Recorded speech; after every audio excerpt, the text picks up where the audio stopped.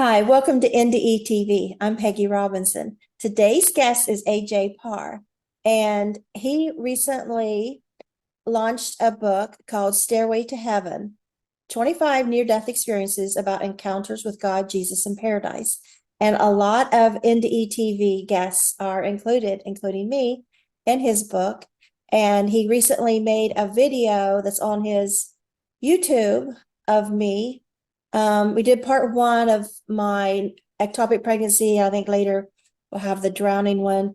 And is the that YouTube called AJ Parr or? Yeah, it's called AJ Parr, and I'm really glad you invited me. And I want to say that I'm really thankful because yes, some of your guests or a lot of them are featured in the book, and I'm really grateful because thanks to you, I contacted a couple of them.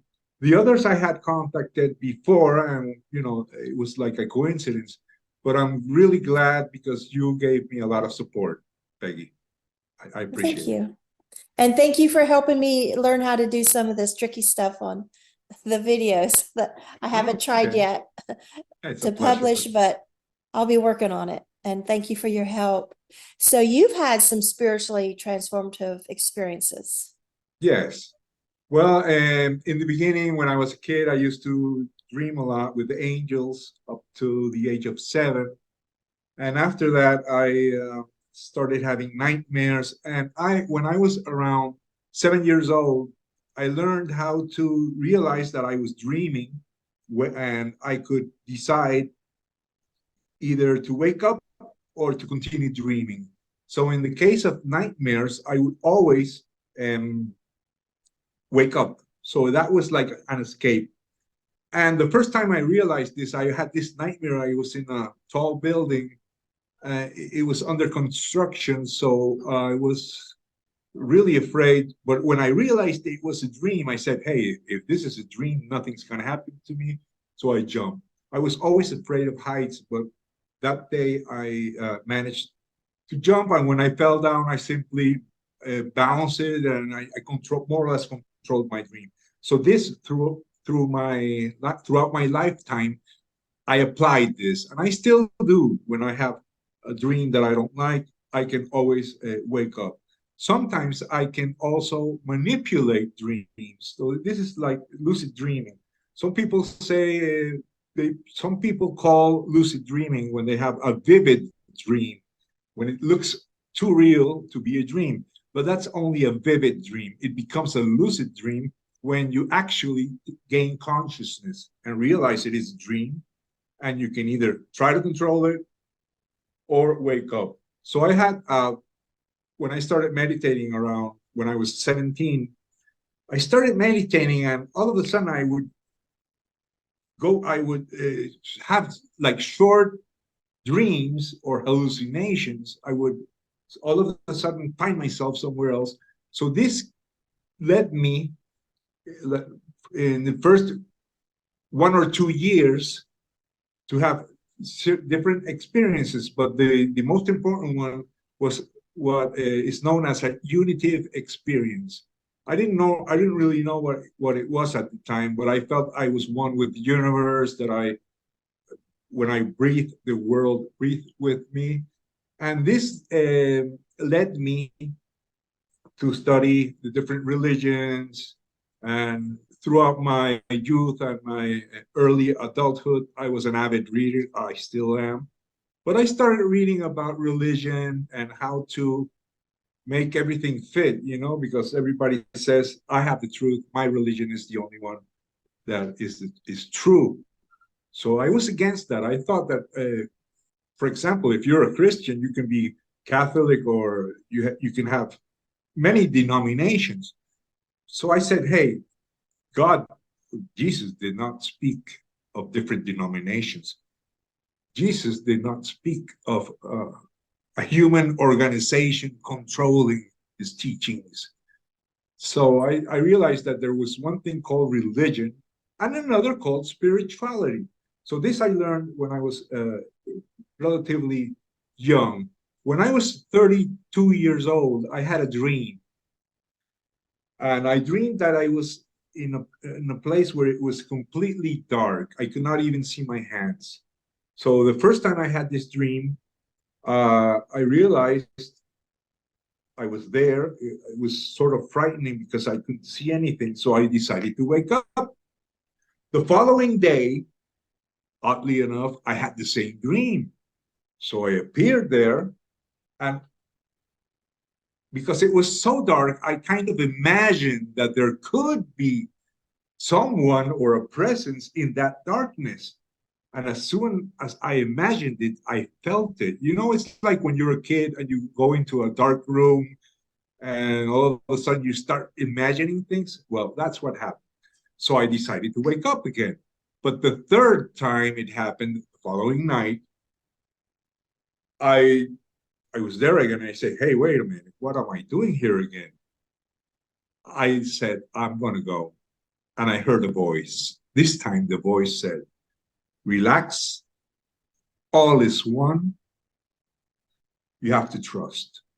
So I said, okay. I knew that all is one because I had had that experience, and I had thought about it, you know, a lot. And I have read that this is something that many people say, all is one, and one is all. So when I heard that, okay, I said, okay, I'm going to give it a try. I'm going to relax. And as soon as I said that, I felt that my chest was expanding. It was like fear, but it was also like when you fall and you feel this emptiness in your chest. So that grew until poof, I was suddenly in a place where I could look up, down, to the right, to the left. I could see, I had a 360-degree vision, but I would say it was more like a hemispheric vision. I could see everywhere. And I was like in the center of a star or a sun. I could see light coming out from the center, but I could also see that they expanded eternally. I mean, this was vast. This was the whole universe. And I could see each ray of light and also the empty space between one ray and the other. So this was gigantic, but it was also rather lonely because I was there by myself. It was also, I felt a lot of love, bliss. And then I woke up, and as soon as I wake up, I said, hey, what just happened? Because while I was there, I did not think. I was unable to reason. But as soon as I wake up, I said, wow, what was that? I can't believe it. And I felt that I was everything. So I went up to the wall and I pushed the wall with my hand. And I felt I was the hand pushing, but I was also the wall pushing back. So I could feel that. And I said, wow, what is this? So for around 1 or 2 months, I could feel that I was a sphere. I could feel that I was everything. So I said, wow, this is great, because I was doing, let's call it a comparative study of religion research. And I was comparing all religions, and I said, wow, this is great. So I tried to find someone who could tell me what had happened. So I talked to different people. I had a Buddhist friend. He couldn't explain it. And he said, well, you should become a Buddhist. You know, if you're into this, you should become a Buddhist. And I said, no, I want to get, I like to compare all religions. So I noticed that, you know, everybody wanted me to join their religions. I asked some people who were into Hinduism. And they said, I don't know what it is. It could have been a samadhi, but you should come with us and become a Hindu. I said, wait, I'm not into any religion. So I really had like a conversation with God, and I said, look, I'm not going to be a monk. I'm not going to follow any religion. I'm going to find my own explanation. So that's what I did. And through dreams, I have had many revelations. I have had downloads. And the last 2 episodes, I will mention only 2 dreams. One dream was I was always afraid of heights. I mentioned that earlier. So around 4 years ago, I moved to Colombia. I had to leave my country, Venezuela. because of the political situation, etc. So when I moved here, I had not lived in a building ever because I was afraid of heights, and we always lived in a house when I was young, and I always, lived in houses. So when I moved to Colombia, we moved into a building, and I had forgotten my fear of heights. So when we came here and actually moved into the apartment, every time I looked out the window, I felt like I wanted to jump. Why was this? Because I used to dream, I still do, that I fly. So every time I looked at the window, I felt the urge to jump and fly, like I always did in dreams. So I was really scared. This would happen to me like 10 times a day. One day I practically got on my knees. I begged God and my spiritual teacher, my invisible spiritual teacher, which I have always tried to contact, and who I really don't know who he is. It could be Jesus, but I simply call my inner teacher. I begged God and my inner teacher, Jesus, hey, please stop this, because 10 times a day I'm getting these suicidal thoughts. They are not really suicidal because I don't want to kill myself, but I feel the urge of jumping. So 2 or 3 days later, I had a dream in which I went into this pyramid, and something happened and I was cured. So when I came back, as soon as I woke up, I looked out the window and I was cured. So I went to the tallest building I could find, and I looked down and I was cured, and I am still cured to this day. So that is an experience I had. And the other dream I want to mention is that when my mother, before she died, she went into coma for 2 years. And while she was in coma, I had this dream. So you see, basically all my experiences have to do with dreams. So I had this dream. My mother visited me, and she told me that since she had coma, she was not allowed to. She was allowed to be in this place that was between the world of the living and the world of the dead. That she could not pass a certain point, that only that since her body was still in coma, they didn't allow her to go where dead people go. Okay, so she was in this kind of in-between place. So this was 20 years ago. She died more or less 20 years ago, and she gave me that explanation, and I had completely, I thought it was a dream, and I didn't give it much importance. But when I was finishing this book, I remembered the dream, and I said, hey, wait a minute. She was talking about the place where near-death experiences go, a place between the living and the dead. When you're there, you either decide to stay there and you're not allowed to come back, or you're told, hey, it's not your time, you must return. But what she described fits with near the place where near-death experiencers go. Also, that 360-degree vision I experienced, nobody could ever tell me what it was, but when I started researching near-death experiences, it is a common trait. People, when they are in that place or in that dimension, they can see in all directions. So that really got me into doing what I call an experiment. I decided to interview, like you are, a lot of people, and then look for the things that are in common. So after interviewing over 2,000 people, I selected 15 which had experiences with God, with Jesus, or with heaven. So, for example, you had an experience in which you met God, you were in a place called heaven, but you didn't see Jesus. Other people don't see God, they see Jesus. Other people just simply go see heaven. So I found 9 common elements of what I call heavenly NDEs. I know that basically scientists like Dr. Raymond Moody, Dr. Jeffrey Long, and have made a list of what of these common traits among all NDEs. But I only wanted to focus on heavenly NDEs.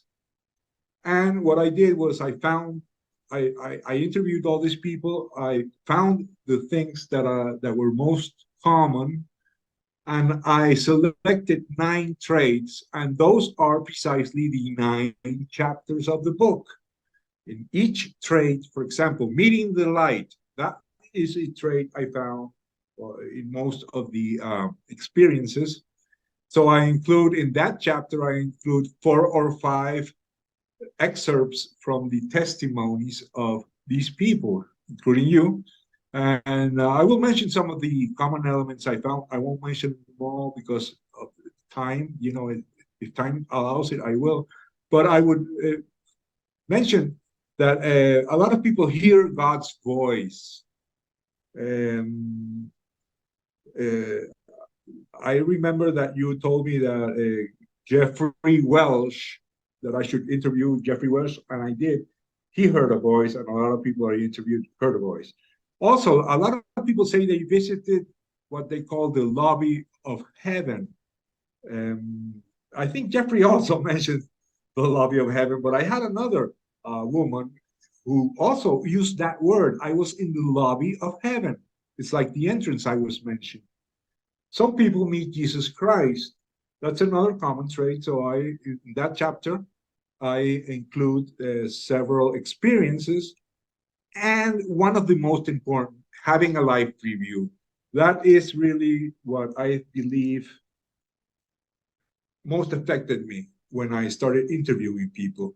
Because the life reviews, when you have this life review, it's like what Christians call, you know, the judgment or judgment day.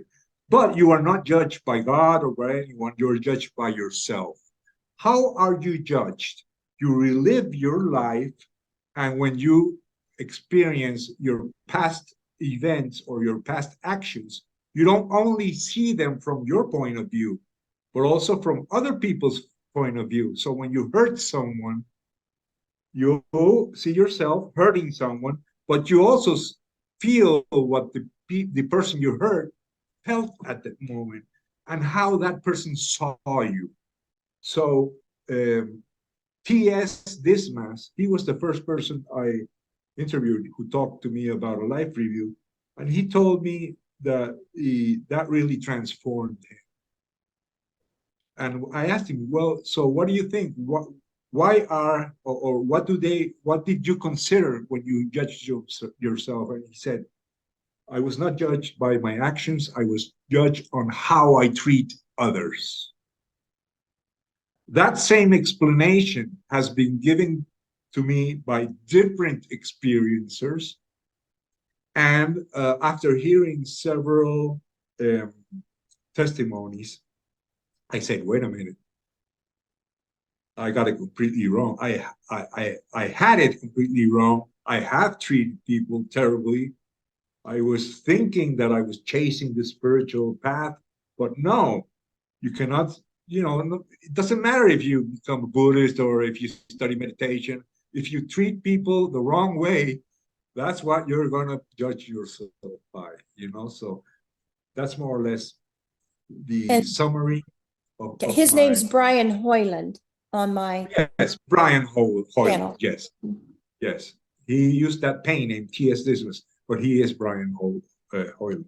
The other life review that impressed me is Robert Bears. He is an ex law enforcement officer, and he had in his life review, for example, he went over when he was a kid, he had his next door neighbor, he had hemophilia. So he always went to his house and play Monopoly because he was not allowed to do sports. And he became a good friend. The mother was really kind to him, always prepared cherry Kool-Aid. So when he was reliving that, he was drinking the Kool-Aid, and he said, wow, it tastes just like the one she gave me. You know, he was back there. And all of a sudden, he heard a voice that said, You were my best friend. So he later found out when he got back that that kid had died like 10 years earlier, okay? So he also had another situation in which he relived an episode he had with a girl he used to date. So one day she wanted him to take her to a party. He said no, so she wrote him a letter, and he never opened it, you know? So when he was reliving this, he relived the moment when she threw the letter and he heard a voice. You never opened my letter. So he said he was having his life review, but he was surrounded by spirits. And that is really interesting because these spirits participated in his life review and also seemed to know him. However, they did not have physical bodies, more or less like you. You said you did not have a body, that you were more or less like an orb. Yeah. People describe it in different ways, but that is also a characteristic that I have seen repeated. Yeah, I think I asked him at the end of his interview if he actually opened that letter. No, and I don't remember what his reason was. Like he never, He still, did. after that, he hadn't opened that letter. But he says he still has it. Yeah. Yeah, so that's amazing. So one of the things I am most interested in is finding proof that shows that NDEs are not the effect of a hallucination. NDEs are not produced by biochemicals. And the only way this can be proven is by watching those testimonies that somehow reveal information that is not known.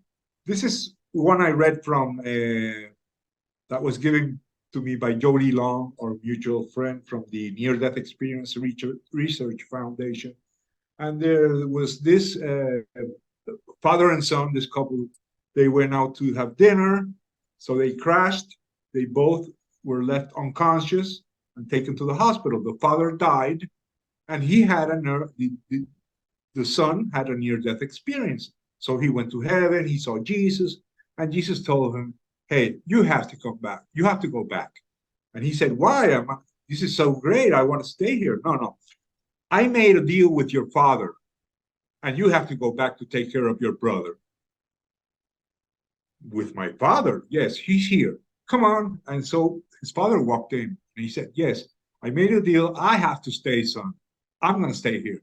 You have to go take care of your son. And he said, okay, Dad.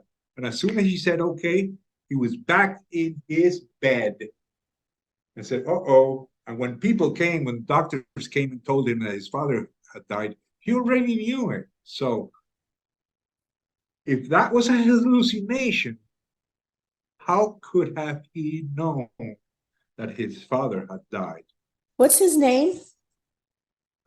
I don't have his real name, but I can send you the email. Okay. Because Yeah. these files, these testimonies in NDERF, in the NDERF website, they Okay. don't have the full names. They Right. just have the name, but I can find it Okay.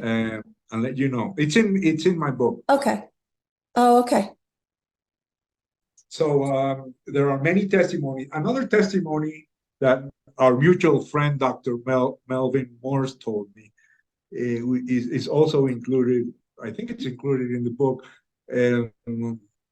It's about this kid who had a near-death experience. And when he was in heaven, Jesus told him, hey, this is more or less similar. You have to go back and take care of your little brother. And he said, no, I don't have any brothers. No, but you will have, and he will have heart problems. So you have to go with your mother and take care of him. So when he woke up, his mother wasn't even pregnant. But a few months later, she got pregnant. And when she had her son, her second son, he had heart problems. So if it was only a product of the imagination or biochemicals, how is this possible? How could that kid know that what was going to happen. So these testimonies, I know that somehow prove that these are more than simple experiences.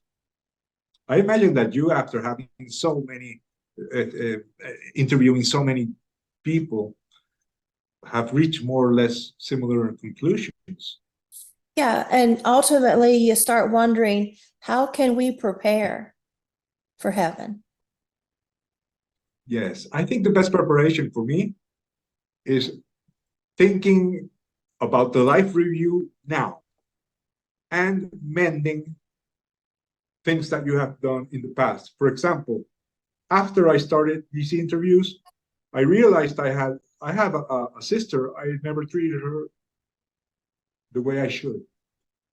So I made up with her. I, let her know that we're here together and that I need to help her. We became friends once more. It's really hard to get over all these situations you have lived, and also to understand why, in this case, I was so mean to that many persons. Even when you bully someone in school, that will show up in your life review. And you will not only feel how you felt when you were treating that person, but also how that person felt and the consequences it brought him throughout his life.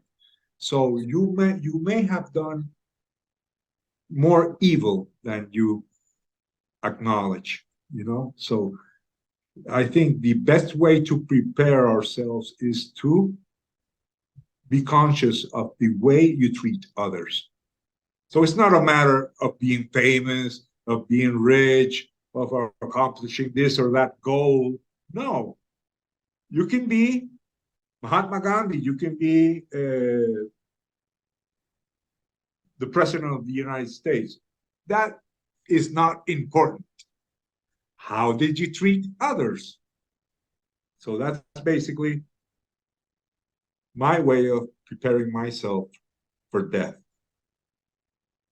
Although not everyone has a life review, but just in case, we need to prepare ourselves. And although this is not necessarily a Christian doctrine, these people who had experiences, most of them, you included, they tend to do social work, they tend to help others, they tend to treat other people's better, and they tend to be more Christians, even if they are Hindus, Buddhists. It doesn't matter. You can be a good Christian if you are an Eskimo that has never heard of Jesus, or you can be a good Christian even if you are an African living in the jungle 10,000 years ago, before Christ was born. As long as you behave like Christ did, doesn't matter what your religion you are. That's my belief. I'm not trying to tell people what they should believe. That is only my conclusion. But I think you have noticed that too, don't you? Have you noticed that people are like transformed? Yes, and I have people message me or leave comments on the videos. They say, well, so many have said that there is no hell and that like we all go to heaven. And I think, well, what about the ones that say they have been to hell, or the life reviews? And this feeling of what you're saying is like justice matters. How we treat each other matters. Then it seems like there's a lot of push for a lot of people to prove through NDEs that those things don't matter, but yet it seems the evidence is there that it matters very much. Yes. Also, regarding hell, I included in the book 2 testimonies of people who were in hellish places. I really don't believe that hell is a place where you go and you have to stay there for eternity. It is more or less like a state of mind in which you forget about God, you forget about Jesus, you forget about asking for help, and it's kind of a nightmare, okay? But I have also seen that if you are there and you just say, God help me, that's enough. You will receive help. But you can also stay there, like one of the persons I interviewed in the book, and she mentioned that according to her, she was 2 years in hell before she realized that it was one devil said, hey, today the humans are celebrating Christmas. That's the most hated day here in hell. So she was with some other people, and they started singing a Christmas carol or a Christmas song, and the devils, they couldn't stand it. So that's how she got out of hell, by thinking about Jesus, thinking about God. So I think that could be a possibility. I'm not saying that's how it is, but I think that is something we can consider if we ever find ourselves there. The woman who gave me that information is M.K. McDaniel. She has a book. Kathy McDaniel? Yeah, Kathy McDaniel. Okay, she goes she's by a guest too. Yeah, I know. You've had them all. Well, you were talking about Carlos a minute ago, and that was the main message I learned through Carlos's story. When he was drowning and he thought, well, this is just hopeless. And said a voice said, ask. It's like, ask. Yes. I'm down in the bottom of the ocean. He was like pulled out so many times this riptide. He's tired. You're like, there's ask. What are you talking about? Ask. Ask there's for no help. Ask right. There's for no help. way of getting out of this. And it was just like, ask. And so he asked, and this dolphin picks him up and rescues him. And then these people, this boat come and they're filming this dolphin, him hanging on this dolphin. And he gets rescued. He's like, take me to the nearest church. I don't care which one it is. And that really stuck with me because we forget to ask sometimes. That's true. Also, people who talk about angels, they say, hey, angels will not help you unless you ask. Why? Because here in this three-dimensional world, we have something called free choice. And free choice is kind of the basis of this world or this planet. We are here, we can be bad, we can be good, we can do whatever we want because we have free choice. And that precisely allows our evolution, because we can only learn by test and trial, by doing things and failing, we learn how to succeed. A lot of people mention this, even, people who talk about entrepreneurship and think and grow rich. They always say that failure contains the seed of success.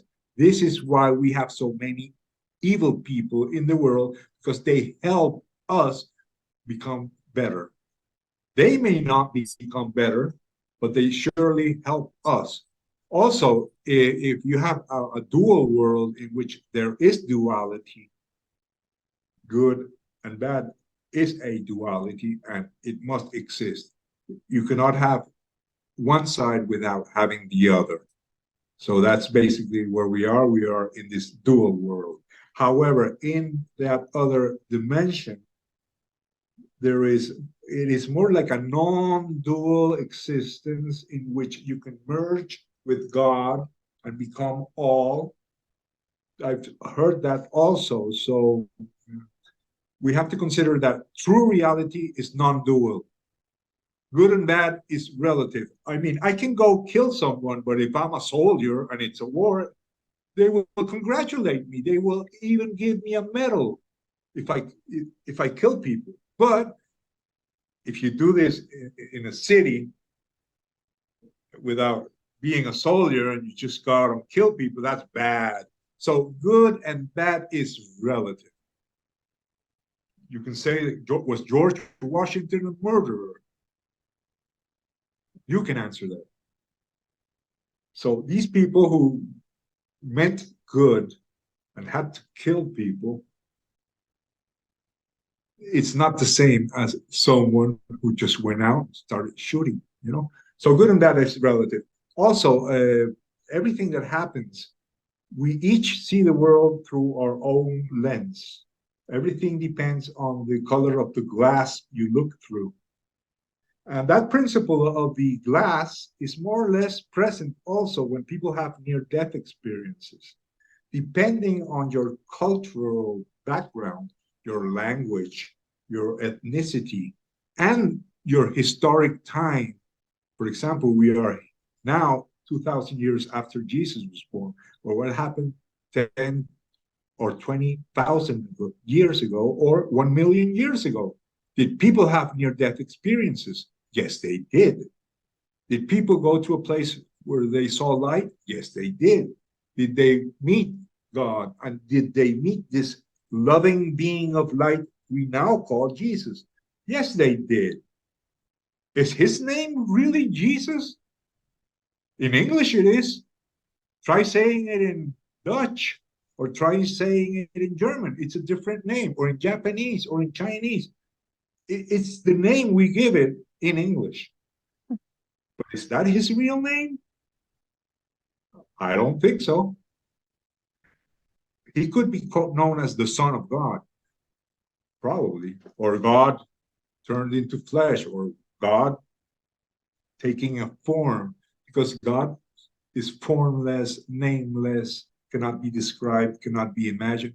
So I think that in order to communicate with us, he takes a form, and that's what we see. So I think this glass that through which we see our lives also determines the NDE experience you will have. Have you noticed that? Also, Say that again. That when, depending on your cultural background, your near-death experience will be. Yeah, they seem to be designed just for us. Yes. Even you who had two different near-death experiences, each one was different. So no two NDE experiences, not two NDEs are alike or identical. Yeah, and some NDEers will have this one NDE and they'll conclude, so therefore, heaven is like this and this and this, and give all these things. I'm thinking, I don't think so. You know, you're making all these sweeping conclusions out of one experience that you had, where if they had multiple experiences, they might see things differently, or if they would, you know, acknowledge that other people had these way different experiences than what they had, that doesn't fit into the principles they're talking about. You know, it's like we can't lump these things in a real small little box and say, okay, this is the way it is. Because it seems to me like, say, how you start out talking about your dreams and lucid dreams, it seems to me like the heaven realm is the awake and the dream states interplaying. Yes, yes. Also, you have to consider that in the Bible and also in the Hindu scriptures and in the Buddhist scriptures, dreams are a way of communicating with the spiritual world. Abraham had a dream in which God told him that he would be the father of a nation. And Islam believes in Abraham. They are called Islam, Christianity, and the Jews. They all derive. They are all known as the Abrahamic religions. They all derive from a dream this guy had about Jesus. So there was a guy called Joseph. He married this woman called Mary, and he had a dream in which an angel told him that he would have a son, and that this son would be Jesus. So dreams are have been known as a portal or a communication door that can lead us to the spiritual world. That's why I believe that near-death experiences, just like you said, have this dreamy element. Now, what controls dreams? Carl Jung studied that. He was a Swiss psychoanalyst, and he spent many years studying this. And he said that both dreams and also spiritual visions and mystical experiences are determined by what he called the archetypes. Archetypes are the way our unconscious translates these spiritual forces or energies. Since we are three-dimensional, we cannot see God. Okay, we can only see like a reflection of God or an image of God filtered through our own unconscious, depending on our cultural background and all that. But he did say that these archetypes seem to have a life of their own and are seen differently by everyone. So, for example, a father figure, which is also God, the father figure, well, he can appear like an old man in a dream, like a wise man, like Jesus. There are many shapes he can acquire. And when you're dreaming, also there are different types of dreams. You can have a normal dream, but if you have a lucid dream that looks more real than reality, or that's something different. That's like you're entering into this other dimension. So this brings me back to the dream I had with my mother when she said, "Hey, I'm in a place that is more or less like a dream, but it also has an influence of the spiritual world. I am being taken care of by angels. They treat me like a princess. I cannot go to heaven because my body's still alive. So they keep me here in this in-between land." So I think that dreams have a lot to do with spiritual life.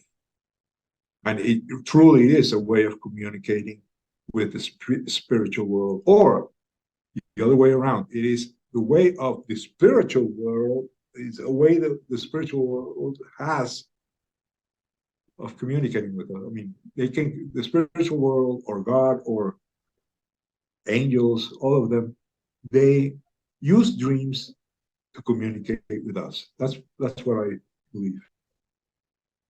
I hope I made my presentation clear, And a lot of people have said, they've had a dream of, say, their child dying, and then they get this call that their child died. Yes, there's also one case. There was a guy called the Sleeping Prophet, Edward Casey. So he used to go to sleep, or he'd lie down and he entered into this sort of trance, but he was sleeping. So while he was sleeping, he had this contact. He communicated with the Akashic records. And also when you dream about something that's going to happen, I think somehow you communicate it with this place.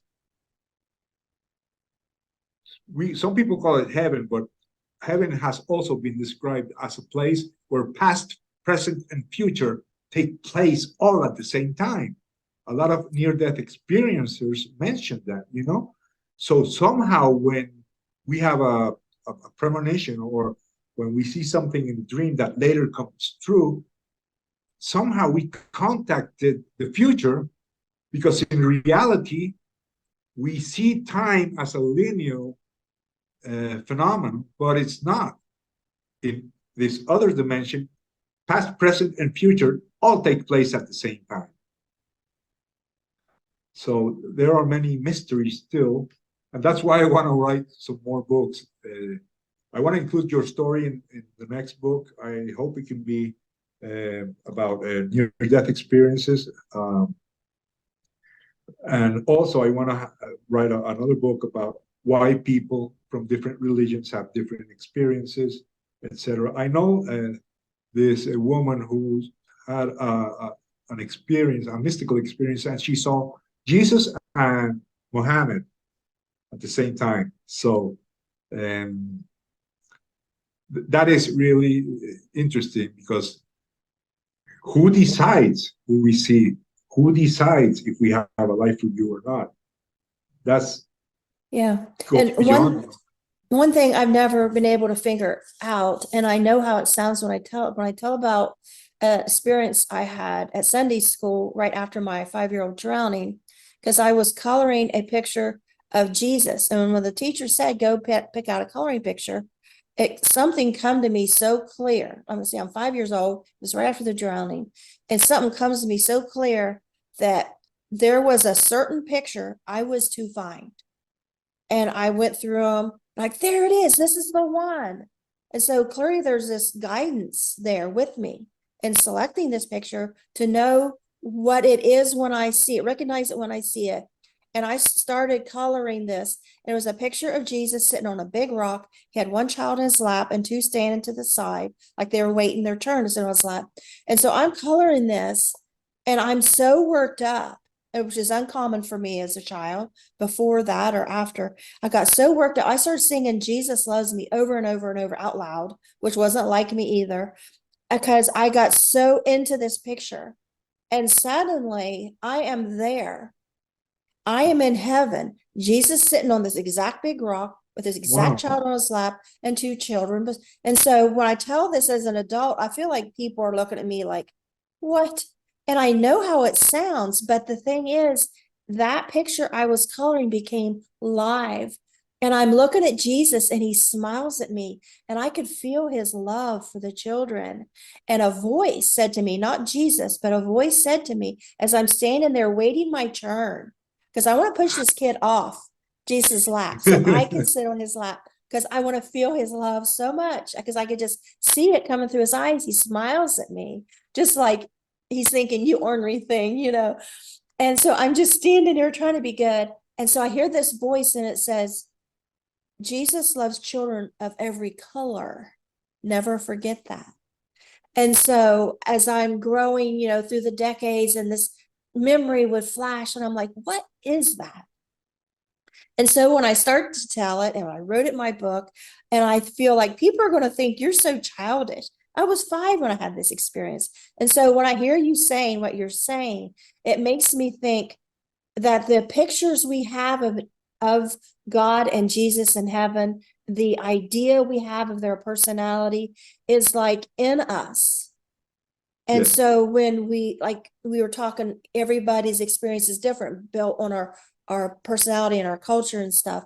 And so, you know, when I go to heaven, I suppose that's what I expect to see. You know, like I was in heaven in my 25-year-old NDE, and there's just an outline, but I see one sitting up front and center. And in my mind, I say, that has to be God. So I acted accordingly.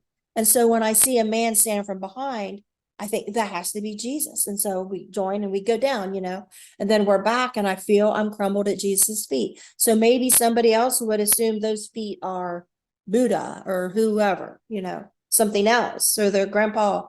But, and so this was me and what Christianity or what visions I brought with it. And so to be coloring and then suddenly be in that realm and see it as I had pictured it, and that the fact that I was coloring and to be told those words, remember, you know, that Jesus loves children of every color, you know, because I was coloring.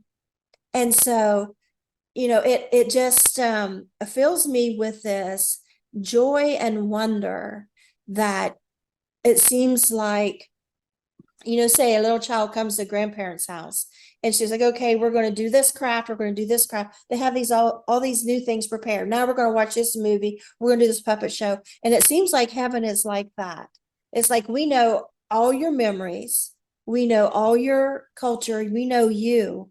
And so this is the best way that we are going to create this scenario, and you're going to see this and you're going to understand it. We're going to say this to you in this voice, and you're going to accept it. Whereas something else might scare you, confuse you and give you the Yes. wrong impression. And that intelligence is what amazes me about all of these experiences I hear.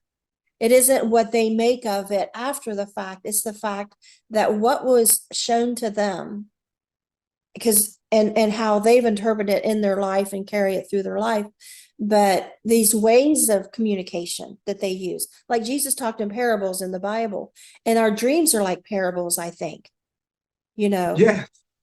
Say I had a dream the other night, it's so vivid, and it was just this little clip as I was waking up that somebody knocked at the door, and I looked out, and there was this black car. You could tell it'd been spray painted. So that's like, okay, this is a bad person. They spray painted their car to conceal something. And all of a sudden, this man moves right in front of my glass door, and he's standing there, and he's all in this black, and he's scary looking. And he's like, "You let me in." In my dream, I'm alone in the house. And I'm like, "No, you let me in." No. And, I wake up. And so it just seems like, and then later on in the day, I got this phone call from Word Publishers Clearinghouse and blah, blah, blah. And I thought of that dream. This is a guy in disguise. He's pulling his trick on me. He says that the Publishers Clearinghouse van's going to come and, make sure you're wearing, it's all a scam. And I knew it was a scam, but I was going to see how far he's going to take it. When is he going to ask for the money to be deposited somewhere, which he did an hour later, But so it's just like this dream kept coming to me. Like it was a warning. Like Yes. something's going to come and somebody's going to try and fool you.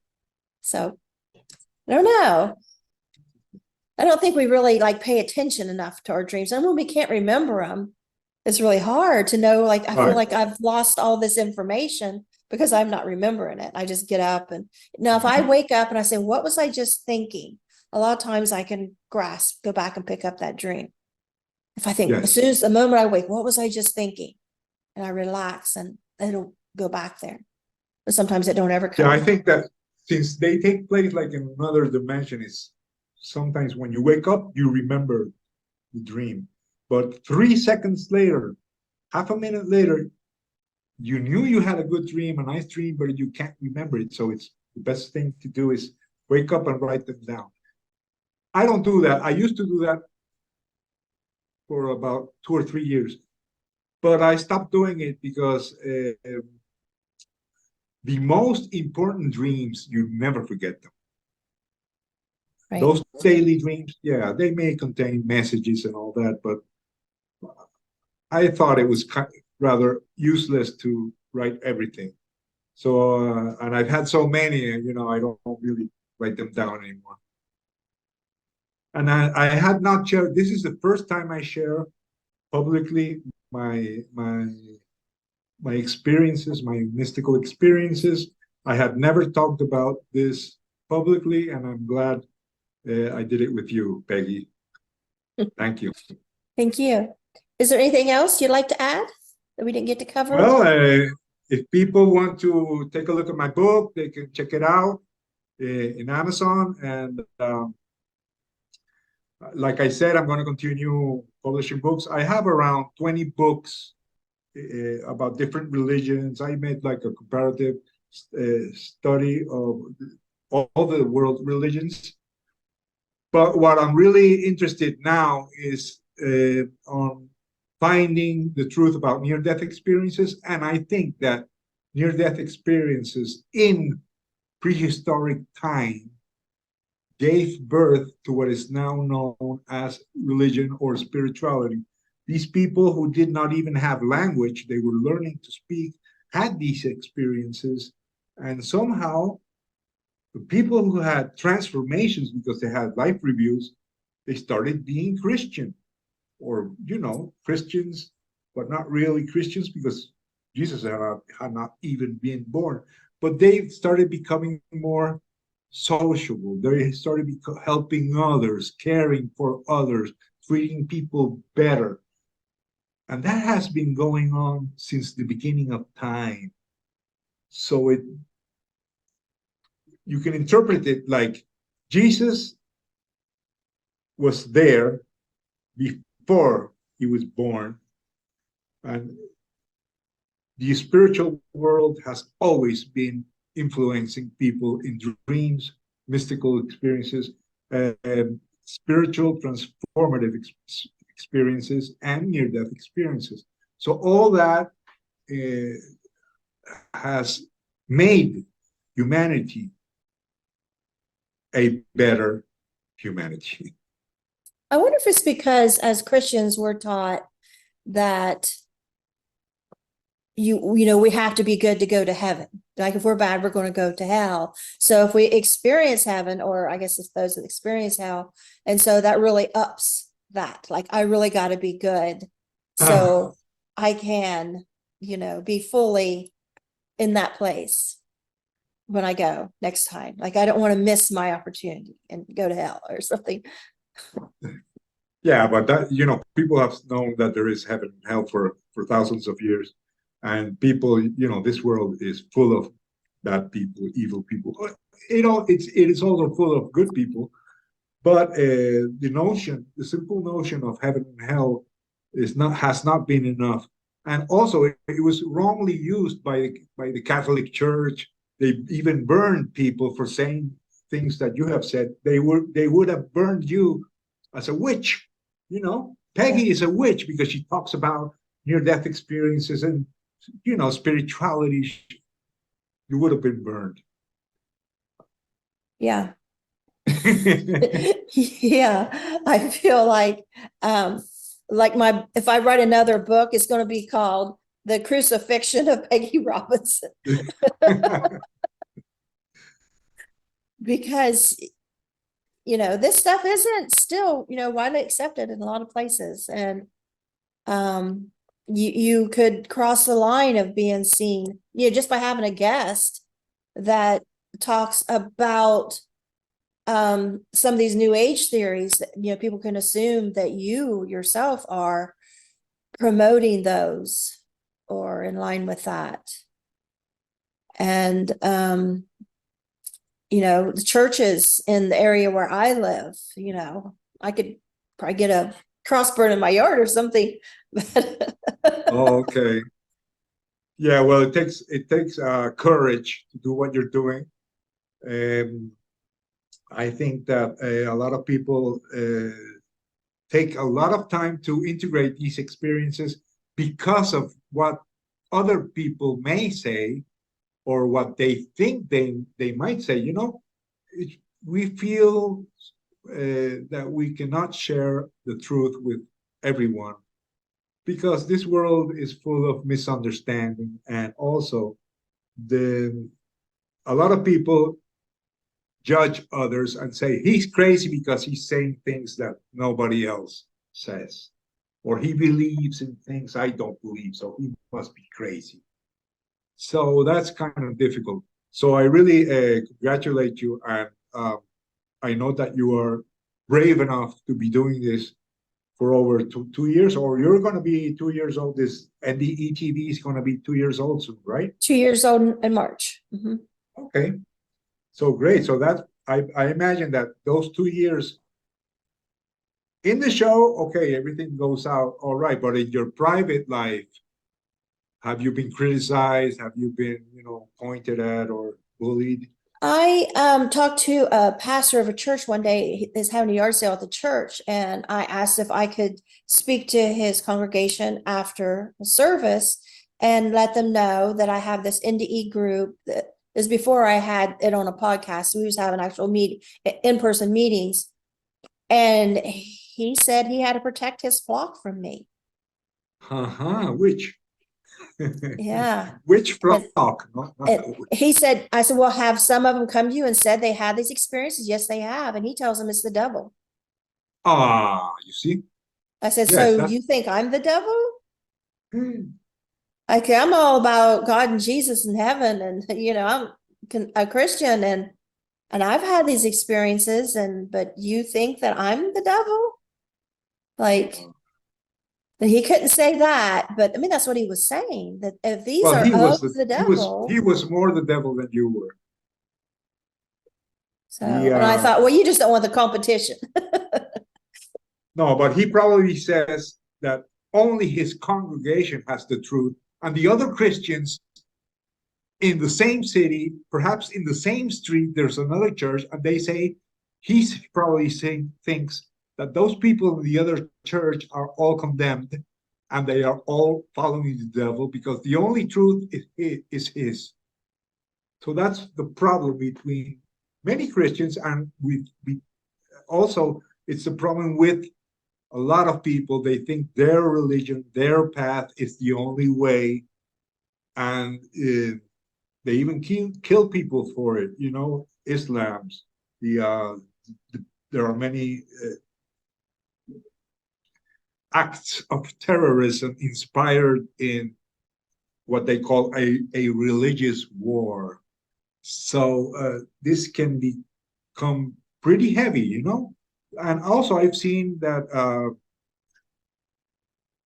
Christians attack each other. And also I have seen that in some of your videos and in some of mine and a lot of NDE videos, Christians say that that is the work of the devil, that this you should not watch this video, that these videos are evil.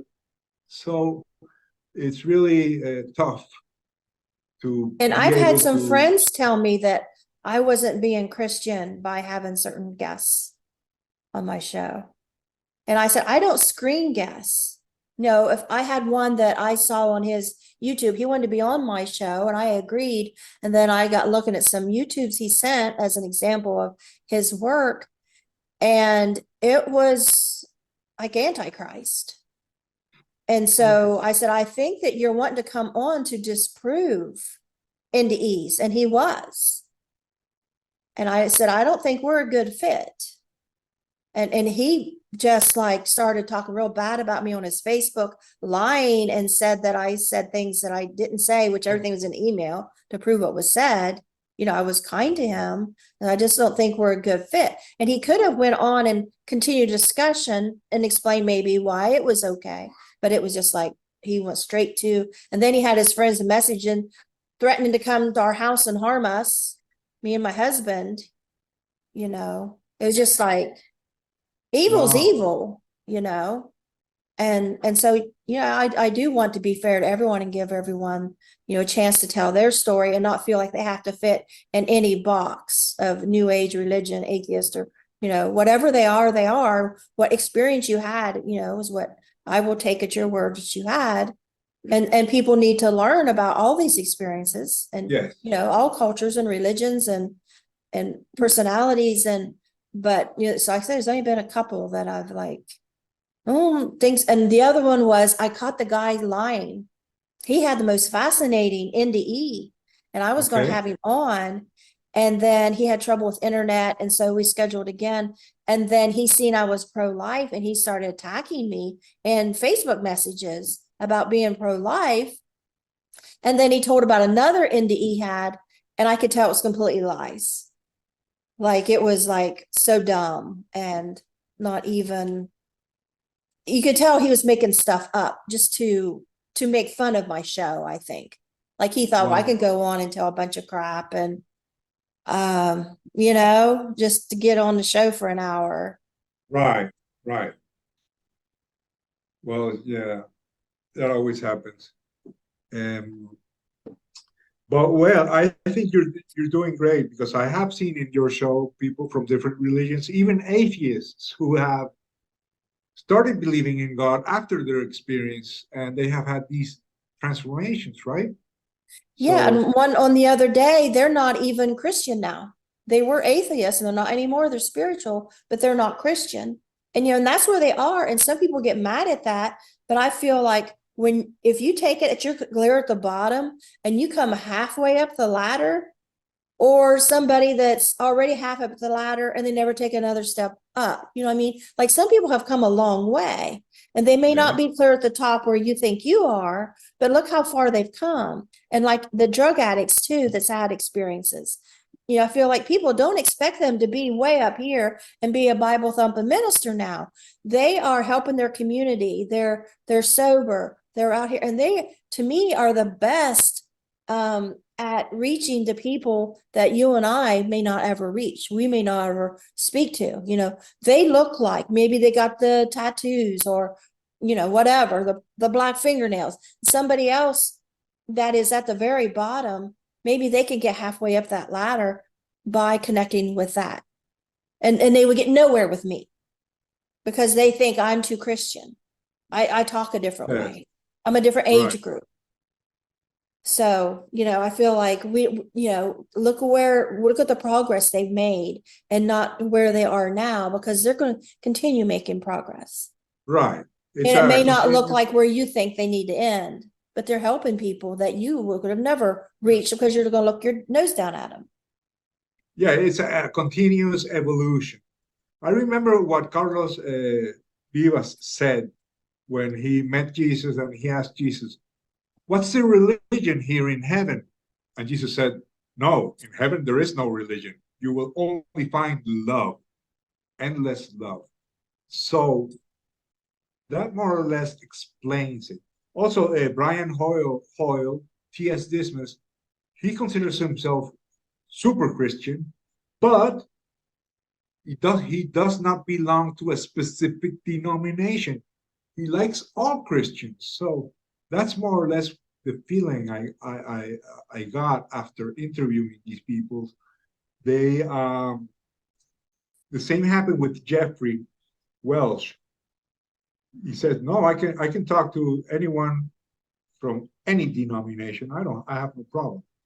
So they kind of become followers of like a universal Christianity that has nothing to do with religion, and it's basically spiritual. Also, one of the persons told me, "Look, I met God, I met Jesus. I don't need religion. I can simply talk to them directly. I go into myself, I talk to God, I talk to Jesus. I don't need any religion." And they consider themselves Christians. So I think this is interesting because true Christianity, like Jesus said, must be an internal relationship. You should not pray out loud. You should look inward and go to your secret place and talk to God. Don't repeat words you have learned. Talk to him. That's what Jesus said. And you just mentioned Brian and Carlos and Jeffrey. And, these were guests that I consider my good friends, to this day, because some guests, we just bond and click, and you make friendships and some people are, hello, goodbye, and I'm done with you. That's fine too, but some of them, like, we just really bond and we just really stay in contact and whatever. So, people talk about religion and then we talk about love. And then, you can pick up love on the way when you form these friendships and stuff. Or, religion, they may look down their nose at you and you don't quite fit the bill for whatever reasons. So, but I just take people under my wing. It's just kind of my nature. I'm like, come be my friend, like put everybody under my wing. And not everybody wants that, and that's okay too. But it's always there for the taking. So did that experience you had when you were a kid, that you were coloring this image of Jesus with the kids, did that have something to do with the fact that you once adopted and had 60 kids? Were they 60? 60 foster kids, yeah. And I can't help but wonder, I look back now, when I stand there in heaven, looking at Jesus with that child in his lap and the two beside, and I felt Jesus' love for the children. I can't help but wonder if when I absorbed that, if I didn't keep some of it with me, because everybody that knows me knows I absolutely love children. That's just like, I just love kids. How could you afford to have 60 kids, foster kids? Well, they're foster kids, and they do send you a little check every month when they're foster kids, which when you adopt goes down to hardly anything. But were they living in your house? Well, they weren't all at once. They weren't 60 all at once. Oh, okay. I would have had to have a license for some kind of institution. Okay. Because I imagined you. No, not all at once. But during 16 years, there was 60 in and out of our house. Oh, okay. Wow, that's a lot. And the probably most I had at one time was, say I had our 5 and then our first a sibling group of 5, and we had 2 foster kids. So, and so when we had our 5 and our 9 adopted, there's 14. So probably the most I've had in my home at once is 14. Wow, that's quite a lot. Yeah. Now it would be overwhelming today, but back then it was just commonplace. We just always had kids in and out. And but now grandkids come and I'm like, I need a rest. You know. How many foster grandkids do you have? Because you have 60 kids, you must have hundreds. No, the adopted kids that, well, we turned in our foster care license. We adopted the last 4, which was in 2001.